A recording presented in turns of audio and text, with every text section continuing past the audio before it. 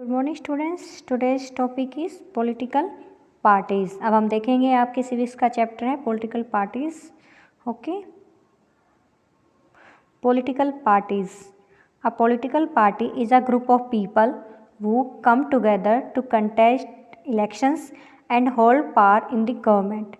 Political party से आप क्या समझते हो? एक पॉलिटिकल पार्टी होती है, is a group of people होते हैं, वो कम टुगेदर, जो एक साथ आते हैं, टू कंटेस्ट इलेक्शंस करने के लिए and hold power in the government, और गवर्नमेंट में अपनी पावर्स को होल्ड करने के लिए।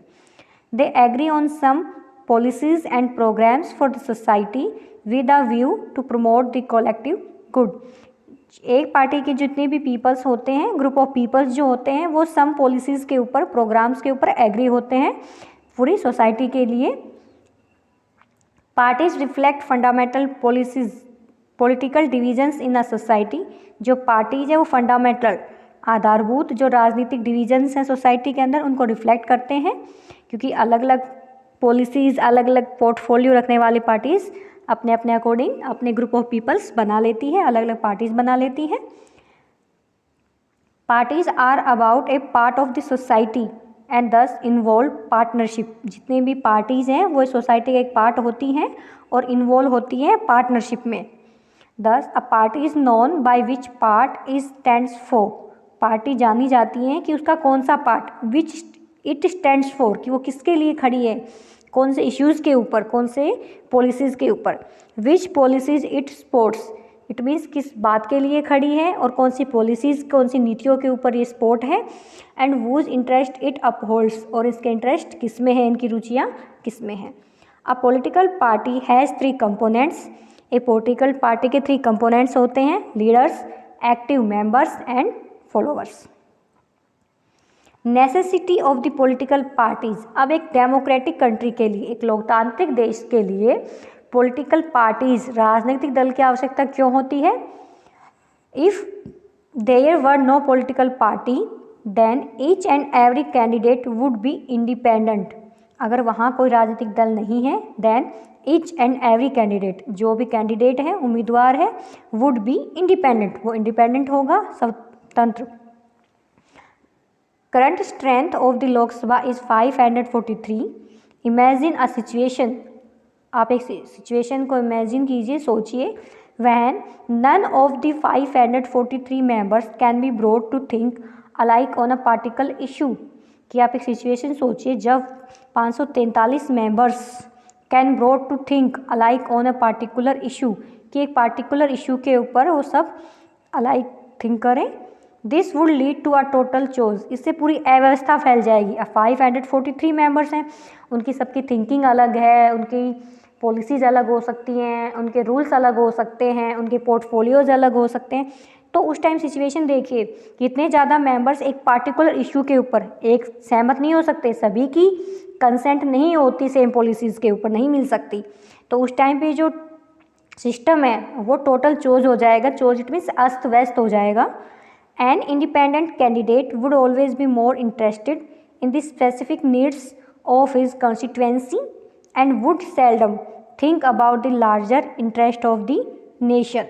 An independent candidate, independent जो निर्दलीय कैंडिडेट है, उम्मीदवार है, always be more interested, वो बहुत ज़्यादा इंटरेस्टेड होता है, रुचि लेता है, in specific nodes of this constituency, अपना उसका जो निर्वाचन क्षेत्र है। इट मीन्स मान लीजिए आपका शिवपुरी का जो निर्वाचन क्षेत्र है, इसका जो इंडिपेंडेंट कैंडिडेट है, इट मीन्स इंडिपेंडेंट जो किसी भी दल में ना हो, किसी भी दल का ना हो, एक स्वतंत्र दल का हो, उसका खुद का अपना हो, वो ज़्यादा इंटरेस्ट लेता है अपनी कॉन्स्टिट्यूएंसीज के लोगों की नीड्स को फुलफिल करने में। And would seldom think about the larger interest of the nation, और ज़्यादा से ज़्यादा अपने नेशन के बारे में सोचता है। A political party is necessary to bring diverse people on a common platform. A political party जो है वो नेसेसरी है, आवश्यक है, to bring diverse peoples. Diverse it means आप जानते हो इंडिया में लैंग्वेज के बेस पे, रिलीजन के बेस पे, ठीक है, एजुकेशन के बेस पे, स्टैंडर्ड के बेस पे काफ़ी डिफरेंसेस हैं, कस्टम्स के बेस पे। तो जो डाइवर्स पीपल्स हैं उनको एक कॉमन प्लेटफॉर्म के ऊपर लाना, so that bigger issues can be taken care of, जिससे कि जो बड़े बड़े इश्यूज़ हैं उनकी केयर ऑफ की जा सके। इसीलिए पॉलिटिकल पार्टी आवश्यक है कि डाइवर्स पीपल्स को एक कॉमन प्लेटफॉर्म के ऊपर लाना, क्योंकि political party group of people होता है। इट मीन्स उन पीपल्स की जो पॉलिसीज़ हैं, जो थॉट हैं और किसी भी इशू के ऊपर उनकी कंसेंट होती है। The democracy which is being practicise all over the world is called representative democracy. जो लोकतंत्र है विच इज़ बीइंग प्रैक्टिसाइज, जो वास्तविक में लाया जाता है all over the country, world के अंदर, इसको क्या कहते हैं? रिप्रेजेंटेटिव डेमोक्रेसी, प्रतिनिधित्व लोकतांत्रिक। फॉर एग्जाम्पल हम भी बाय वोटिंग अपने रिप्रेजेंटेटिव्स, अपने MLAs को इलेक्ट करते हैं, देन वो हमारी एब्सेंस में गवर्नमेंट को रन करते हैं, चलाते हैं, अपोजिशन की बातें भी सुनते हैं तो रन करते हैं गवर्नमेंट को। इट मीन्स हमने अपना रिप्रेजेंटेटिव भेजे हैं MP के थ्रू, MLAs के through, MP member of parliament, MLA member of legislative assembly. In this system, इस सिस्टम के अंदर जिसे हम रिप्रेजेंटेटिव डेमोक्रेसी कहते हैं, governance is done through peoples representatives. जो गवर्नेंस, जो रूल किया जाता है पीपल्स रिप्रेजेंटेटिव्स, इट मीन्स जनता के प्रतिनिधियों के द्वारा रूल किया जाता है। बिकॉज क्योंकि it is impossible for each citizen to directly participate in governance, क्योंकि ये बहुत इम्पॉसिबल है कि प्रत्येक जो सिटीजन है, नागरिक है, वो डायरेक्टली पार्टिसिपेट करे ओके गवर्नेंस में, सरकार में। फॉर एग्जांपल पार्लियामेंट में बैठने की जगह तो है 552 पीपल्स की, लेकिन इतनी ज़्यादा पॉपुलेशन है इंडिया की, तो क्या सभी लोग पार्लियामेंट में जाके थोड़ी ना बैठ सकते हैं? और सभी लोगों को मान लीजिए कहीं बिठा भी दें तो क्या एक इशू के ऊपर सभी की कंसेंट हो सकती है? नहीं, इतनी ज़्यादा पॉपुलेशन है तो इतने ज़्यादा लोगों की कंसेंट नहीं हो सकती एक इश्यूज़ के ऊपर, और इतने ज़्यादा लोग एक जगह असेंबल भी नहीं हो सकते। इसीलिए डायरेक्टली हम लोग गवर्नमेंट को गवर्नेंस नहीं करते, लेकिन इनडायरेक्टली हम पार्टिसिपेट करते हैं अपने अकॉर्डिंग, अपनी चॉइस के अकॉर्डिंग हम अपने कैंडिडेट्स को वोट करते हैं। देन कैंडिडेट्स हमारे बिहाफ में, हमारे वेलफेयर के लिए काम करते हैं। फॉर एग्जाम्पल आपकी कॉन्स्टिट्यूएंसीज का MLA आपके लिए काम करेगा okay. The need for representative democracy has given right to political parties okay. ये देखिए यहाँ पे कुछ दिखाया हुआ है, functions of a political party. ये देखिए, ये आम पार्टी के जो लीडर हैं वो दिखाए हुए हैं, अरविंद केजरीवाल। यहाँ पे राइट साइड में अलग अलग पार्टीज़ के सिंबल्स हैं। बीजेपी का देखिए लोटस दिखाया हुआ है, जो एलिफेंट है वो BSP बहुजन समाज पार्टी का है। 2 पत्तियाँ दिखाई हुई हैं जो कि TMC की हैं, तृणमूल कांग्रेस ममता बनर्जी की हैं। और ये देखिए हाथ दिखाया हुआ है जो कांग्रेस पार्टी का है। साइकिल दिखाई हुई है जो मुलायम सिंह यादव की समाजवादी पार्टी का है, ठीक है। शिवसेना का दिखाया हुआ है इधर, तो ये AMM का दिखाया हुआ है, चांद दिखाया हुआ है, ठीक है। तो अलग अलग पार्टीज़ के सिंबल्स हैं अलग अलग। अब देखिए हम फर्स्ट क्वेश्चन क्या है कि क्या क्या कार्य है पॉलिटिकल पार्टीज जो है, क्या क्या फंक्शंस करती हैं, क्या क्या उनके वर्क्स हैं। फर्स्ट है contesting elections. Political parties contest elections. Political party nominates it's candidates for electoral contest in various constituencies. Political party चुनाव लड़ती हैं और अपने कैंडिडेट्स को नॉमिनेट करती हैं। बीजेपी वाले अपने कैंडिडेट बताएंगे कि इस निर्वाचन क्षेत्र में हमारे ये कैंडिडेट खड़े होंगे। कांग्रेस वाले बताएंगे कि आपके निर्वाचन क्षेत्र में हमारा ये कैंडिडेट है, और पार्टीज भी बताएंगी। इनके अलावा इंडिपेंडेंट कैंडिडेट भी खड़े होते हैं जो किसी भी दल के सदस्य नहीं होते। नाउ पॉलिसीज, नीतियाँ। Political parties put forward different policies and programs so that the voters can choose from them. जितनी भी पॉलिटिकल पार्टीज़ हैं वो इलेक्शन से पहले अपनी पॉलिसीज़ बताती हैं, अपने प्रोग्राम्स बताती हैं कि अगर वो गवर्नमेंट में आए तो वो ये पॉलिसीज़ लेकर आएंगे, ये प्रोग्राम्स वो लोग चलाएंगे, आपके वेलफेयर के लिए ये लाएंगे, गरीबी हटाएंगे, लाइक दैट ऐसे स्लोगन्स दिए जाते हैं। अलग अलग अपना पूरा पोर्टफोलियो वो लोग आपको बताते हैं कि हम अगर गवर्नमेंट में आए तो हम ये करेंगे। अब जिससे कि हम वोटर्स जो है, हम जो हैं वो उनमें से एक को वोट के लिए चूज़ करें। अ political party brings a large number of similar opinions. जो पॉलिटिकल पार्टी जो होती है, राजनीतिक दल जो हैं, a large number of similar opinions, उनके सेम ओपिनियंस होते हैं अंडर वन अम्ब्रेला, एक छत के नीचे। क्योंकि देखो कांग्रेस वाले हैं तो इट मीन्स वो एक इशू के ऊपर सारों की कंसेंट है, उनके सिमिलर ओपिनियंस हैं, ठीक है। These opinions are channelize to form policies and programs. और जो ओपिनियंस हैं इनके थ्रू पॉलिसीज़ प्रोग्राम्स को चैनलाइज किया जाता है। The policies and programs of the ruling party are expected to be followed by the government. और जो रूलिंग पार्टी, जो पार्टी रूल कर रही है, जो सत्ता में है, वो पार्टी जो पॉलिसी जो प्रोग्राम्स बताती है, उनसे एक्सपेक्ट किया जाता है कि वो गवर्नमेंट उनको फॉलो करे जो उन्होंने प्रोमिस किए थे। मेकिंग लॉ, कानून बनाना। Political parties play a decisive role in making laws for the country. Political parties एक बहुत ही मेजर रोल प्ले करती हैं कंट्री के लिए लॉज बनाने में। You may be aware that, जैसे कि आप सभी को पता है, आप सभी अवेयर हो, जागरूक हो। इट इज़ द लेजिस्लेचर, यह लेजिस्लेचर है, विधायिका, which passes a law after proper debate, जो कि एक कानून पास करती है एक बहुत ही डिबेट के बाद। इट मीन्स अगर कोई भी कानून, पहले तो बोलते हैं उसको कि विधेयक, ठीक है, जिसको बिल कहते हैं, पहले विधेयक लाया जाता है, उस पर डिबेट होती है, दोनों हाउसेज में डिस्कशन होता है, काफ़ी वाद विवाद होता है, ठीक है, उसके बाद कोई कानून पास किया जाता है मेजोरिटी के साथ। As most of the members belong to political parties, so a political parties has direct say in law making for the country. As most of the members, तो पॉलिटिकल पार्टी से रिलेटेड बहुत ज़्यादा members हो जाते हैं, तो political parties has direct से, तो सीधा यह कहा जा सकता है कि कानून बनाने में हेल्प करती है कंट्री को। ओके, आगे है फॉर्मेशन ऑफ गवर्नमेंट, गवर्नमेंट को फॉर्मेट करना, बनाना। Political parties form and run governments, form and run governments, political parties बनती हैं और गवर्नमेंट को रन करती हैं, चलाती हैं सरकार को।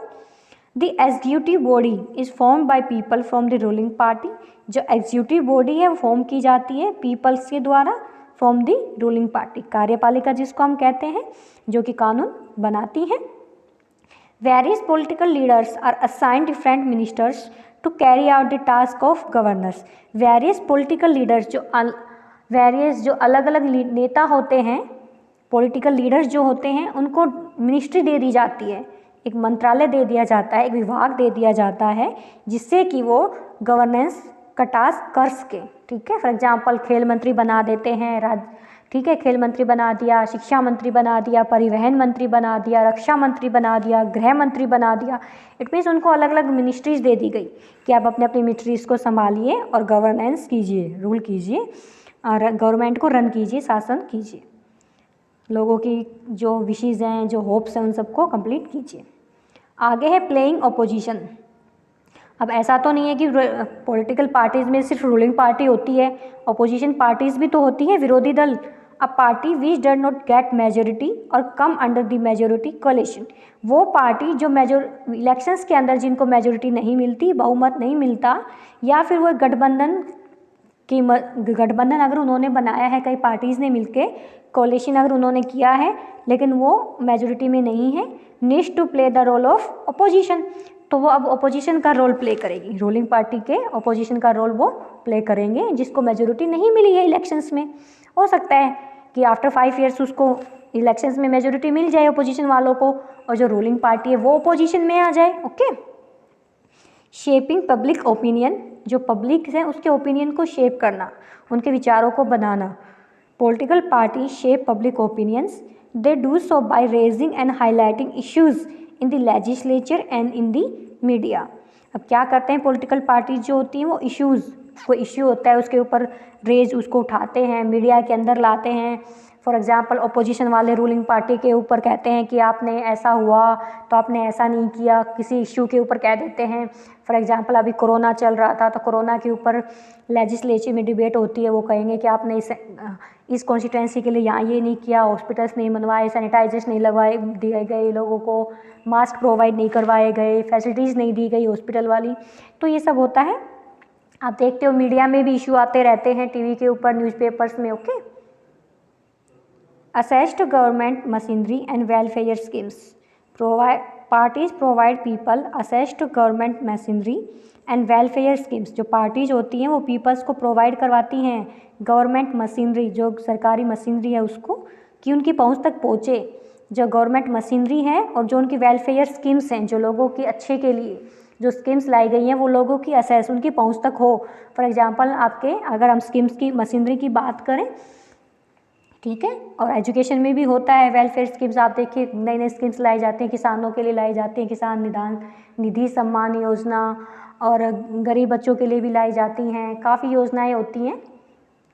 Since it is easy to approach local party leader than government officers. Okay, अब ये देखिए वन पार्टी सिस्टम, आप नाम से आपको डिफाइन होगा वन पार्टी, इट मीन्स जिस कंट्री में एक पार्टी हो, लाइक चाइना। ओके, अब ये देखिए डेमो पब्लिकेशन यहाँ पे दिया हुआ है, रिपब्लिक करेक्ट दिया हुआ है, one party system. To some countries only one party is allowed to control and run the government. कुछ कंट्रीज़ के अंदर सिर्फ एक पार्टी अलाउ है कि वो कंट्रोल करेगी और गवर्नमेंट को चलाएगी। These are called one party system. For example in China only the communist party is allowed to rule. It means China में सिर्फ एक पार्टी है, कम्युनिस्ट पार्टी, जो रूल करेगी। इट मीन्स चाइना में वन पार्टी सिस्टम है। ये देखिए यहाँ पे चाइना का दिखाया हुआ है। नाउ टू पार्टी सिस्टम, जिसको हम बाई पार्टी सिस्टम भी कहते हैं। इन सम कंट्रीज, कुछ देशों में power share between two main parties, ये जो शक्ति है वो दो मेन पार्टीज, दो मुख्य दलों के बीच में विभाजित होती है। Such party system is called two party system. The United States of America and the United Kingdom are examples of two party system. It means America में दो पार्टी है मेन और यूके में। ये देखिए यूनाइटेड किंगडम का map दिखाया हुआ है और लेफ्ट साइड में यूनाइटेड स्टेट्स ऑफ अमेरिका का है। अब देखिए मल्टी पार्टी तो आप अवेयर हैं इस चीज़ से। तो it's several parties compete for power. इसमें अनेक पार्टियां होती हैं जो पावर के लिए कम्पीट करती है, मुकाबला करती हैं सत्ता में आने के लिए। And more than two parties have reasonable chance of winning. और इसमें दो से ज़्यादा पार्टीज़ को पास चांसेस होते हैं गवर्नमेंट में आने के लिए, अथॉरिटी में आने के लिए। We call it a multi party system. In India we have a multi party system. India में देखिए कितनी ज़्यादा पार्टीज़ हैं, TMC, CPI, CPIM, BSP, SP, Congress, BJP, TMC, ठीक है, एएनएम, डीएमके, डीएमआईके, जेएमएम। तो देखिए बहुत सारा पार्टीज यहाँ पे दिखाई हुई हैं, अकाली दल, आम जनता पार्टी, और यहाँ पे उनके सिंबल्स भी दिखाए हुए हैं। Since multi party system tend to offer more choices to the voters, जबकि मल्टी पार्टी सिस्टम्स में टेंड टू ऑफर, हमारे पास चॉइस होती है, वोटर्स के पास काफ़ी होती हैं। It is often considered better than the other party system. और जो मल्टी पार्टी सिस्टम से ये अदर पार्टी सिस्टम से बेटर कंसिडर किया जाता है क्योंकि हमारे पास चॉइसेस होती हैं। Comparison between two party and multi party system, हमें कंपैरिजन करना है। टू पार्टी सिस्टम को हम पहले देखेंगे। The two party system presents voters a simple choice. Two party systems में जो वोटर्स हैं उनके पास चॉइस प्रेजेंट्स है, simple choice. This provides for stable governance, इससे स्थायी गवर्नेंस हो जाती है। Two party systems are not as flexible, ज़्यादा फ्लेक्सिबल लचीलापन नहीं होता वहाँ पे, बिकॉज दे हैव अ मोर और लेस रिजिड, क्योंकि वहाँ पे मोर तर्क नहीं होता, ज़्यादा तर्क नहीं हो पाता। Set of opinions on every issue. अब दो पार्टी हैं और जो इश्यूज़ हैं तो उनके ऊपर वो ज़्यादा रिगिड नहीं हो पाते, ज़्यादा तर्क नहीं कर पाते। सिर्फ इकोनॉमिक इश्यूज़ हो सकते हैं उनके अंदर, इकोनॉमी को लेके। अदरवाइज जो इश्यूज़ हैं उनके ऊपर उनके जो ओपिनियंस हैं वो सेम हो सकते हैं दो पार्टीज़, क्योंकि ज़्यादा वो रिगिड तर्क वाले नहीं कर सकते, तर्कपूर्ण नहीं हो सकती दो पार्टियाँ। अब मल्टी पार्टी सिस्टम की अगर हम देखें तो multi party system provides voters with many choices. Voters के पास काफ़ी चॉइसेस होती हैं कि वो किसी भी पार्टी को चूज़ कर सकते हैं, वोट कर सकते हैं। Government is not stables in this system. इस सिस्टम के अंदर जो गवर्नमेंट है वो स्टेबल नहीं होती, स्थायी नहीं होती, चेंज होती रहती है। A multi party system is more responsive to a change और shift in public opinion. Example India. अब हम देखेंगे नेशनल पार्टीज, राष्ट्रीय दल। अ पार्टी दैट सिक्योर्स, अब हमने पहले तो पॉलिटिकल पार्टीज देखी थी, अब हम नेशनल पार्टीज देखेंगे। तो इसमें क्या है, a party that secures at least 6% of total votes in Lok Sabha elections. अगर लोकसभा के चुनाव हैं तो उसमें जो पार्टी है उसको 6% वोट मिलने चाहिए लोकसभा के इलेक्शंस में, सिक्योर होने चाहिए उसके 6% वोट्स। और असेंबली इलेक्शंस, अगर असेंबली विधानसभा के चुनाव हैं इन 4 स्टेट्स, 4 स्टेट के अंदर, and wins at least 4 seats in Lok Sabha, is recognise as a national party. अब क्वेश्चन बनता है कि हम नेशनल पार्टीज किसको कहें, कौन सी ऐसी पॉलिटिकल पार्टीज है जो जिसको election commission national party declare कर सकता है। तो उसके लिए ये कंडीशंस हैं कि अगर कोई पार्टी नेशनल पार्टीज बनना चाहती है तो उसको इन कंडीशंस को फुलफिल करना पड़ेगा। कौन सी कंडीशंस? कि लोकसभा इलेक्शंस में उसको 6% वोट्स मिले, या फिर असेंबली इलेक्शंस में 4 स्टेट्स में वो मेजोरिटी में आए और विन्स करे 4 seat in Lok Sabha. It means Lok Sabha की 4 सीटें वो विन करें, लोकसभा इलेक्शंस में 6% वोट्स को उनको मिले, देन इलेक्शन कमीशन उनको रिकॉग्नाइज करेगा as a national party. Okay, अभी देखिए ये आपकी नेशनल पार्टीज दिखा रखी हैं according Bharatiya Janata party, BJP. Found कब हुआ इसका? 1980। करंट लीडर अमित शाह दिखा रखे हैं इसमें। नेशनल इंडियन नेशनल कांग्रेस जिसको हम आईएनसी कहते हैं, जो 1885 में बनी थी, 1885 में। A.O. ह्यूम थे इसके उस टाइम पे लीडर, 1885 में। इट मीन्स ये हमारे इंडिपेंडेंस से बहुत पहले बनी हुई है। जो हमने इंडिपेंडेंस ली, हमने फ्रीडम उससे बहुत टाइम पहले की है। इसका सिंबल हैंड है। Communist party of India CPIM, इसका देखिए सिंबल है हमर, स्कल एंड स्टार। और ये कब फाउंड हुई थी? 1964, Sitaram Yechury. Communist party of India CPI, दो है ये, CPI CPIM। तो CPI का है years of corn, Mecca and sickle. 1925 इसके दिखा रखे हैं सुधाकर रेड्डी। बहुजन समाज पार्टी जिसको हम BSP कहते हैं, जिसकी मायावती लीडर है, इसका एलिफेंट सिंबल है, 1984 में फॉर्म हुई है। नेशनलिस्ट कांग्रेस पार्टी NCP जिसको बोलते हैं, क्लॉक, 1999, शरद पवार। अगर हम एट प्रेजेंट की बात करें तो एट प्रेजेंट में 8 नेशनल पार्टीज़ है। एक TMC बन गई है, तृणमूल कांग्रेस, जो कि ममता बनर्जी की है, और एक और है नेशनल पार्टी, वो आप मुझे बताएंगे कौन सी है। ओके, स्टेट पार्टीज, स्टेट क्षेत्रीय दल, ठीक है, राज्य दल, स्टेट इट मीन्स राज्य दल हम देखेंगे। अब पार्टी दैट सिक्योर्स, अब देखिए इलेक्शन कमीशन किसको स्टेट पार्टीज बनाएगा, ठीक है, इसके लिए भी अलग अलग कंडीशंस हैं। नेशनल पार्टी के लिए अलग कंडीशंस थी, और अब देखिए स्टेट पार्टीज बनने के लिए अलग कंडीशंस है। अगर कोई पार्टी इन कंडीशंस को फुलफिल करती है तो इलेक्शन कमीशन उसको स्टेट पार्टी डिक्लेयर कर देगा।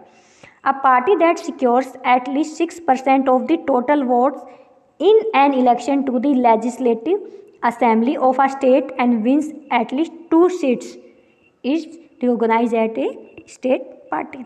स्टेट पार्टी बनने के लिए लेजिस्लेचर जो असेंबली है उसमें अगर इलेक्शंस हो रहा है तो 6% वोट्स मिले टोटल और 2 सीट असेंबली में वो रिकोगनाइज करे तो उसको election commission as a state party declare कर देंगे।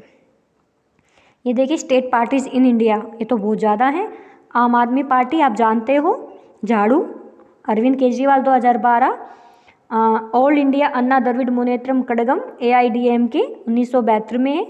2 लीव्स जो हैं, ऑल इंडिया फॉरवर्ड ब्लॉक दिखा रखा है, ये सारी आप देख लेना, पढ़ लेना। ओके, इनके सिंबल्स आपको पता होने चाहिए, कहाँ कहाँ काम कर रही हैं ये, ठीक है। बीजू जनता दल, नवीन पटनायक उड़ीसा जो है, ये दिखा रखी हैं सारी। हरियाणा जनता कांग्रेस BPL, कुलदीप बिश्नोई हरियाणा में है ये ट्रैक्टर। इंडियन नेशनल लोक दल हरियाणा में ओम प्रकाश चौटाला, ये सारे दिखा रखे हैं। देखिए जनता दल, ठीक है। तो ये आपकी टोटल जितनी भी दिखा रखी हैं आपको ये पता होना चाहिए कि कौन सी कहाँ काम कर रही है वो, ठीक है।